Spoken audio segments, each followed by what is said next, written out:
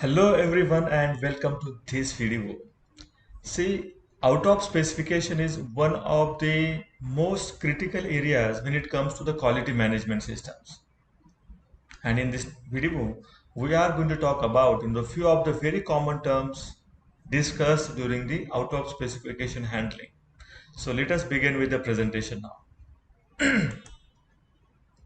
So as a part of this video now, we will talk about what is mean by OS, then what is mean by laboratory error, what is mean by analyst error, what is mean by obvious error, what is the assignable cause, what is a atypical root cause, what is mean by resample, what is mean by repeat test, what is retest, what is correction, corrective action, and the preventive action. So these are the 12 different terms that we are going to talk into this video. So let us talk about the first term, which is the OOS. So the OOS stands for what? The out of specification. Something which is not meeting the predefined acceptance criteria. So the OOS can be applicable for in-process material. It can be applicable for, of course, for the finished products, or it can also be applicable for the stability studies. It can applicable for packaging materials, excipients, raw materials. So that is the scope of out of specification. Now, what is meant by laboratory error? And here is the definition for it. An error associated with the performance of a test procedure or due to a lab equipment malfunctioning.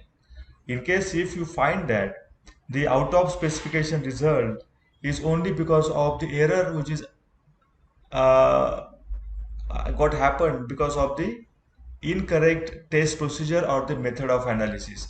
For example, if there is a dilution error during the test preparation and that might have resulted into the out of specification result. So this error is called as the laboratory error.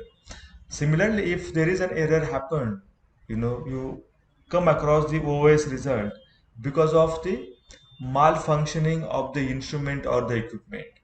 For example, if your sonicator is not working properly and because of that your extraction has not happened sufficiently and you end up with the lower content of the assay of any particular sample, and that has led to the OS result. So all these are the examples of laboratory error. The next one is for the analyst error. An error that is attributable to the person performing the test. And this is probably the most uh, commonly error happen across many labs, the analyst error. So if the person performing the test is making some error, and if that error leads to the out of specification result, maybe a dilution error, maybe weighing error, right? So all those errors are called as the analyst error. The error happened because of the persons, because of the inefficient activities conducted by the person. Then comes the obvious error. So what is the definition of obvious error? An error which is detectable by direct evidences, example electronic data or calculation. So we say that, right, it is very obvious that it can happen. So similarly, the obvious error is something which is easily detectable. For example, you will be able to understand whether the peak integration is done correctly or not in case of chromatographic analysis. You can easily verify whether the calculation is done as per the calculation formula or not. So these errors are easily identifiable and hence they are called as what? The obvious errors. Then comes the assignable cause, the point number fifth. And here is the definition for assignable cause. A scientifically justified explanation of the reason for OS. See, assignable cause is something deep at the root. If there is no obvious error, then you need to identify because of what reason this particular out of specification result occurred. And to identify that, you need to go into the deep. For example, if the error has happened or the out of specification result that occurred, let us say because of wrong selection of the diluent. Now to go to that level, during preparation of the sample, you have used the wrong diluent. you need to conduct some experiments based on to some scientific grounds, and those kind of errors are called as what, the assignable errors, or the assignable causes for the given non-conformity. It requires some kind of experimentation to be conducted to understand and identify those kind of the errors. Then comes the atypical root cause. And here is the definition for atypical root cause. An event outside the control of lab, that is not in your control. Those events are called as atypical root causes. So what are the examples of atypical root causes? So damaged sample, right? So if you receive the sample in the lab which is already damaged, it is not in the control of the laboratories, and hence it is called as the atypical error or atypical atypical root cause. Then the power failure, then environmental conditions failure, the lab supply problems or the shortages. So these are all atypical root causes for the given non-conformities. So identify the areas which are not in direct control of the laboratories, and they becomes then the atypical root causes.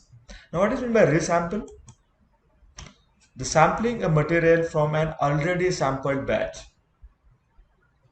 You are in the investigation now, and you identified that the original sample, the integrity of the original sample is under question. So you want to analyze the one more sample from the same batch, and but that is called as the now the resample quantity. You are again going to resample from the same lot. Or in case if during investigation you found that there is no sufficient sample left for the further experimentation, so you can go and again resample the required quantity from the same batch. That is called as a resample. What is the repeat test? In the context of OS, the meaning of repeat test is what? The testing of retained stable solution of the sample. You are going to, for example, if it is a chromatographic analysis, and if you want to reconfirm, the findings, you can re-inject the same available solution once again. You are not going to prepare any sample solution freshly.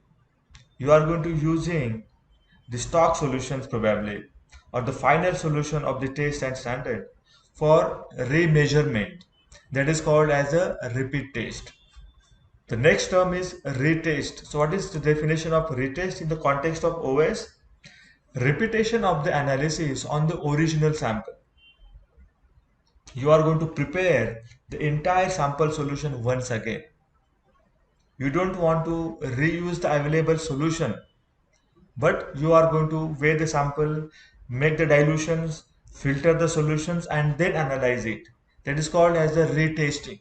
You are completely preparing the fresh solution once again out of the available sample.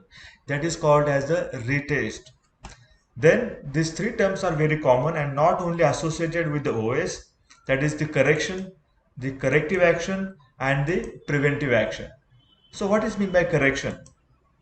And here is the definition: an action taken to correct the observed non-conformity. An action taken to confirm the observed non-conformity. So in case if we found that, okay, the out of specification result has occurred because of the wrong dilution. So wrong dilution is the observed non-conformity. And you want to correct that dilution error, maybe by using the right pipette this time. So that is called as a correction. Now what is meant by corrective action? An action taken to eliminate the root cause behind a detected non-conformity. Action taken to eliminate the root cause behind a detected non-conformity. So you have come across the OS because of certain error has happened during the analysis. And that error could be, let us say, the sonication was not done properly. Sonication supposed to be done for 30 minutes, but analyst inadvertently did it only for 10 minutes. And because of the lower sonication time, you come across the lower assay result. Now this is the detected non-conformity, right? And the root cause identified is what? the lower sonication time. So how you are going to make sure that, not only during this particular analysis, but for all the future upcoming analysis, not only for this product, but for another remaining products as well, you will never come across non-conformity because of the inefficient sonication time. So whatever action you are going to take to make sure that this will not reoccur, this will not reoccur. You will not end up with the non-conformity because of the inefficient or the lower sonication time in the future. Whatever actions you are going to take to eliminate this non-conformity, that is called as the corrective actions. You are trying to avoid reoccurrence of the same event, which is the lower sonication time in the future, and that is nothing but your corrective action. Now, what is meant by preventive action? So here is the definition for the preventive action. An action taken to eliminate the root cause behind potential nonconformity. An action taken to eliminate the root cause behind potential nonconformity. Now, what is meaning of potential nonconformities? See, you have confirmed nonconformity. Let us say in the first example that we talked about the lower sonication time. That is something a probable nonconformity, the probable root cause for the lower assay value. Now, is that the only reason? Is the lower sonication is the only reason for the lower assay value? Are there any another reasons, root causes, which can also lead to the lower assay values? And yes, you will identify the 10 or 20 different reasons which can also further lead to the lower assay value during analysis. But that have not occurred in your lab yet. So for example, the weighing error. So in case if you take the different weight, that can also lead to the different assay value, the lower assay value. So these are the possible root causes for the lower assay values, and they are called as the potential non-conformities. They are the potentials. So these root causes can also potentially lead to the lower assay values. So how you are going to eliminate those potential non-conformities? How you are going to make sure that I will not end up with a lower assay from the another potential root causes as well? And that action is called as the preventive action. So whatever action you are going to implement to make sure that those potential nonconformities will never occur in my lab at first time, at the first place, that is called as the preventive action. So these are the common terms I think widely used across the management of the OS. And I hope that you must have got an overview now what is the deeper meaning of all these terms. So thank you very much for watching this video, and I will meet you soon in another such kind of very informative and useful video. Till then, take care and bye bye. See you soon.